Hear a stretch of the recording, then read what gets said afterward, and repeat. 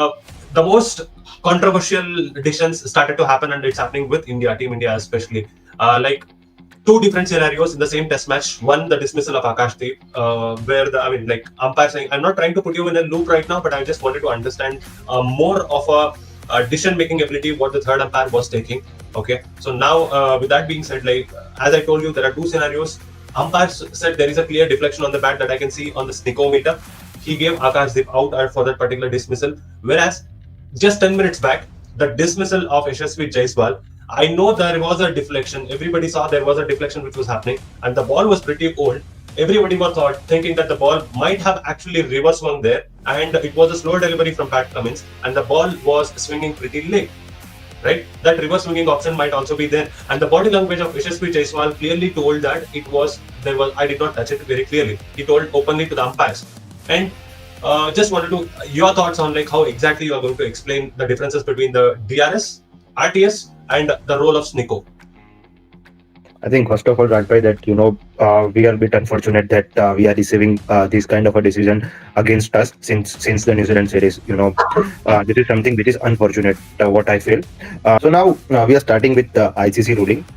There is a publishment by the ICC, which known as the ICC playing condition, and there are various appendixes which explain all the protocols for the DRS, third umpire review, broadcasting. We also have certain guidelines when to suspend the play in terms of a condition of a light, weather, or in case of a heat as well. So, first of all, that we have seen two kind of a things when it comes to the Sneeko. So we have seen the ultra edge, and here we are seeing RTS. So we need to understand the difference between these two things. This is basically a camera which is operated by the different kind of a frame rates. Frame rates is the something which is really important factor to consider it out. So RTS is known as the real-time Sneeko, and ultra edge is also the similar. What is the RTS is? General majority of the countries like South Africa, India, and most subcontinent countries are using ultra edge. Australia, New Zealand might use the RTS, which is known as the real-time Sneeko. So now the question arises: what is the difference between RTS and the ultra edge?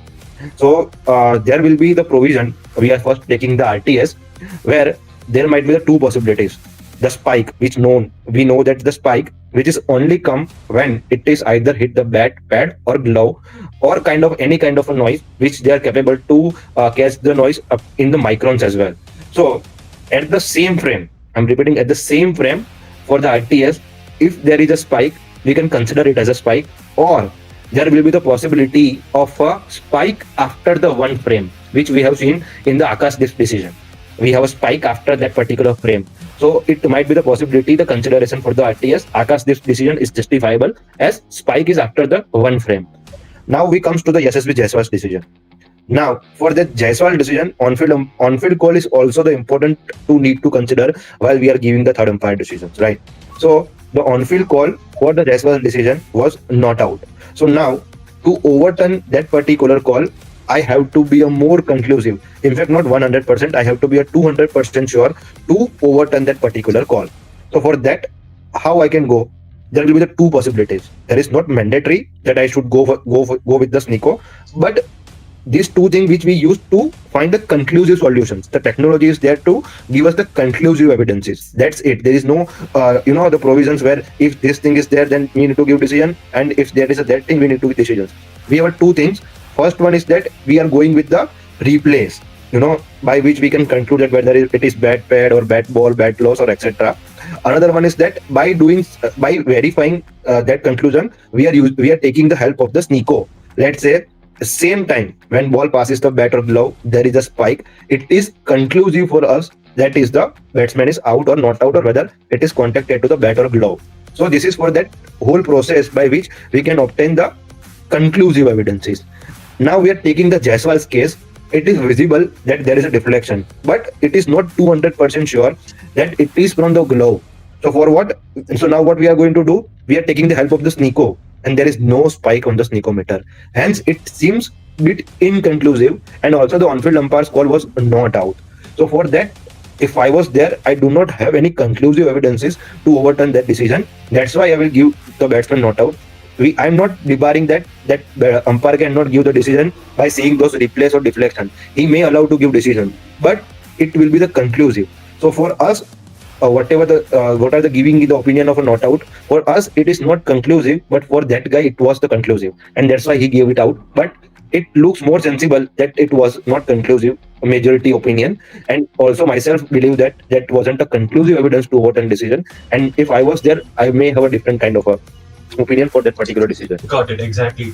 I mean, many people might have already been thinking that is there no penalty for the umpires? Like, are they continuing to go on officiate the tournaments like Border Gavaskar Trophy? So, also just to add on to this particular thing, I just wanted to understand the process, like how the categories which have been set for the Indian players, like the category A players, A, category B, C, D, and all those categories for players, like what we see here right now in India, right? So, is there the same kind of categories which have been set for the umpires as well? Yes, Raj. There are different categories. There are different panels which are in ICC. ICC comprises of three panels. One is ICC Elite Panel of Umpires. Another one is ICC Panel Umpires, and third one is ICC Emerging Panel of Umpires. So now I'm explaining the different role of the various panels. So in the Elite Panel, there are the top umpires of the world, which are coming into the panel by evaluating their performances at the ICC matches. So for the test matches, whatever the test matches, there are the three compulsory elite panel umpires, neutral umpires, which are not belong to the country who are playing. So that will be the mandatory of elite panel umpires who are officiating in the test matches, for sure. Now I'll come to the ICC panel. ICC panel is comprises of the four panel umpires, which has been nominated by the home board. Every country who is playing the cricket, associated nation as well, are having four umpires panel, who is known as the ICC panel. So these guys are officiating in the one day matches. One home board umpire and another one is that ICC elite panel umpire is there to officiating the matches. And in the T20 game, we have two ICC panel umpires, no elite panel umpires are to officiate, and ICC emerging panel umpire are officiating in the various matches of the under 19 World Cup, Women's World Cup, or etc. Emerging panel is going to taking care of this kind of a things. So this is a total structure where umpiring is doing, and all the allotment are the sole rights of the ICC and discretion of the ICC. ICC appoints the umpires in whatever matches is conducted by the ICC. So I just wanted to understand now, when I talk about the pressure, when you're especially officiating in a tournament like Ashes, or especially in tournaments like Border Gavaskar Trophy, you know, almost 1.4 billion people watching at home, and from India as well as, and also like 80,000 people. I mean, like if you just look at the crowd, what the Melbourne Cricket Ground has given today morning, it's more than 3.5 lakh people watched the game all throughout 5 days of cricket. So you are sitting in that particular hot seat, and especially the umpires who are on standing umpires, I would say, like, what is the kind of pressure which they'll be going in? Because you know there is kind of sledging which is going on all the time from the players, and how exactly you can actually tolerate that. Being an umpire, all the things what you have mentioned, that the crowd of involvement of the crowd, the series, the position of the series, the involvement of the people, country, the stakes. I think we have nothing to do with it. We are trained in that particular manner. Yeah, definitely. There. If I'm saying that there is no pressure, I'm lying. Man, I'm lying, man. But we are just taking it as a challenge. It is a challenging job. So for us, it's a challenge to overcome all this situation and do our job with absolute impartiality. And we just want to do as per correctly, as accurate as we can be. So we have a kind of a mindset where we are not thinking about that, I'm doing a match of India, Australia, BGT, the series is 1-1 online. If my decision is going to be a wrong, then it will be going to a totally different scenario. We are never put ourselves in that kind of a mindset. We are just focusing on the ball by ball. We are just focusing on the situation. We just try to give whatever the best we can give as per the situation. And if anything happened during that particular kind of a guideline, we have nothing to do. We can't do anything, we can't do anything. But whenever that line has been drawn by us, it tends to be crossed. We need to intervene. We need to manage the situation. You have to be a good manager, good man manager over there. I'm giving you an example. If you are dealing with Kohli, Kohli has done the situation. Kohli has rubbed off the shoulder with Sam Constant. You cannot go to Kohli and say that, what are you doing, man? You cannot do this. Instead of this, go to the Kohli and say to him that, man, someone like you doing such a stuff, do you think so?